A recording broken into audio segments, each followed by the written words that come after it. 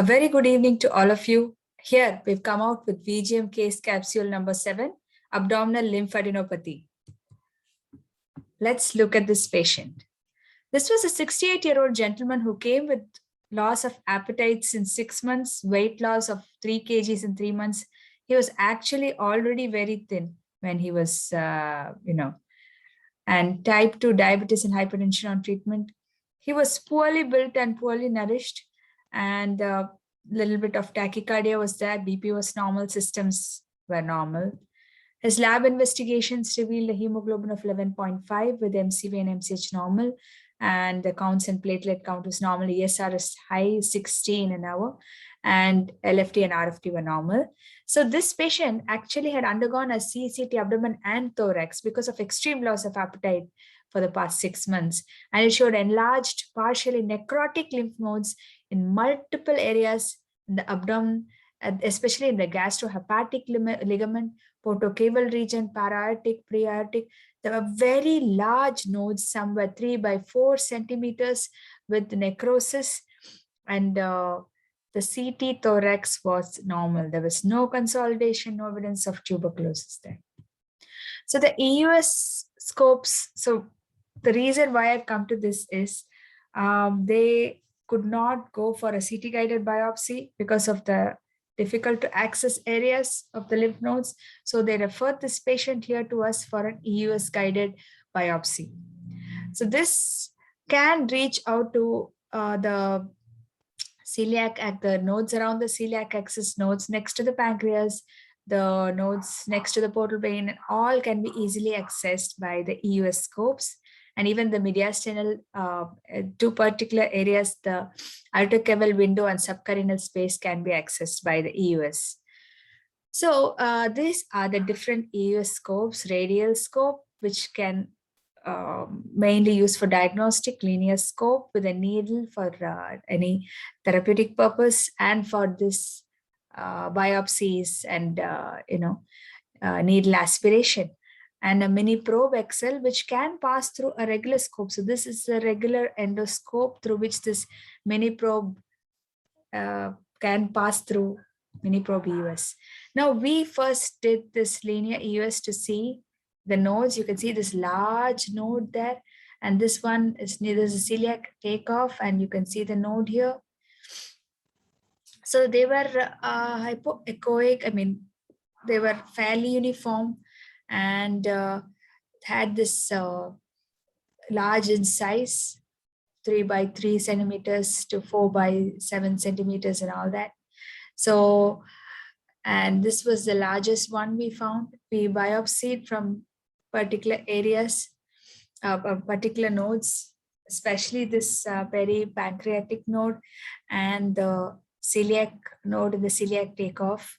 We could biopsy these two, and we sent it for many things. We made slides. We sent it for as histopathology specimens. You can see the needle coming in here, and you can see by the fanning technique, we will traverse the entire node slowly, going through and through.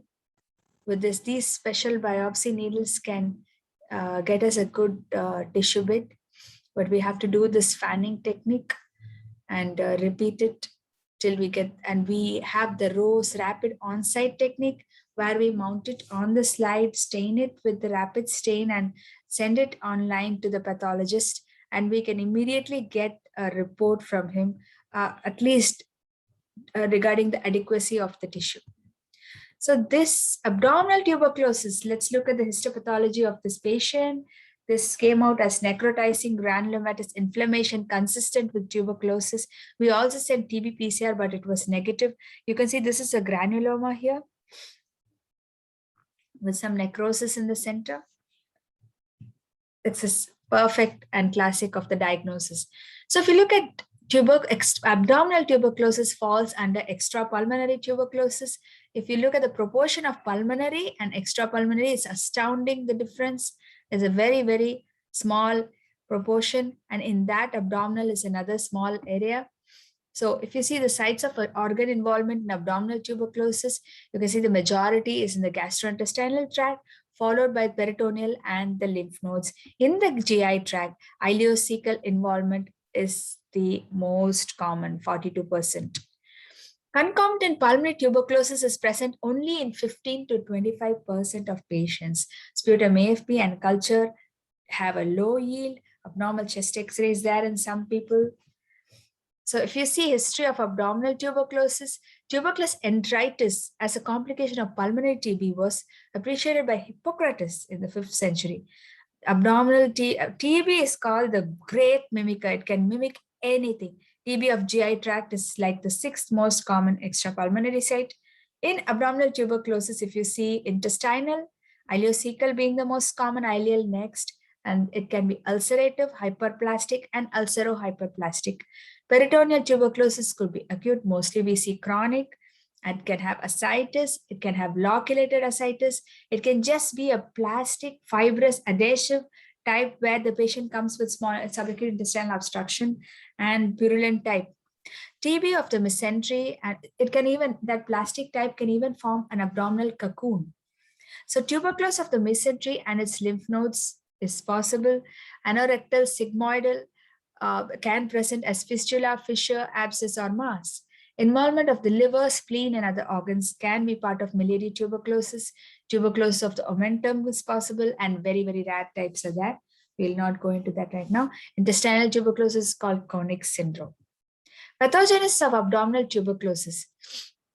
It can either be because of contaminated milk products. Initially, they thought it's the bovine strain, but actually we see more of MTB strain here in abdominal also. And hematogenous spread from pulmonary focus can happen. Direct spread from adjacent organs or swallowing of the infected sputum. GI tuberculosis, how do they present? They present with very absolutely non-specific fever, weight loss, anorexia, malaise, and pain could be colicky or continuous pain. Pain is classic, especially of intestinal tuberculosis. They present mainly with pain, and diarrhea, constipation, alternating diarrhea and constipation. Intestinal tuberculosis, this I just wanted to show, this is one of our recent patients we've seen. And here is ileocecal involvement. This girl incidentally had pulmonary involvement, also almost presented like miliary tuberculosis with multiple involvement. She's doing good. Intestinal tuberculosis, most common site is ileocecal region. Increased physiological stasis, increased rate of fluid and electrolyte absorption happens here, and minimal digestive activity and abundance of lymphoid tissue causes this area to be a favorite of the tuberculosis. These are some images of different patients. Here ulcers, you can see here ulcers, and here multiple ulcers. This particular pattern, you can be sure of tuberculosis. And if you see this sort of picture, you also have to suspect, abdominal tuberculosis, intestinal tuberculosis. You have to check for retroviral illness is very important. Differentiating this sort of a picture, Crohn's disease is a close differential. But if you see the prolonged course or it's a very long course, that's what makes a difference. Crohn's will have a longer course. Tuberculosis will have a shorter course. Even though it is prolonged, Crohn's will have a longer course. And if you see by the pattern of the involvement of the strictures, is it a long lens stricture, short stricture, multiple lesions, all that, and involvement of the anal region and fistulae, all that will be more towards Crohn's disease. And huge, large nodes, necrotic nodes will point towards tuberculosis. So there are multiple things which will differentiate both, but histopathology is a must. And if you see peritoneal tuberculosis, this is an unusual patient we saw last week with, it was a fibrotic type of peritonitis with multiple clumped up intestines. Peritoneal tuberculosis can occur from the spread from lymph nodes, intestinal lesions, tuberculous salpingitis. If you see abdominal lymph nodes and peritoneal lymphadenopathy and peritoneal tuberculosis may occur without intestinal. In 1/3 of cases, it will be just purely this. So that's my short talk about abdominal tuberculosis, all small things which we've gained in our day-to-day practice. Hope you enjoyed it. Thank you very much.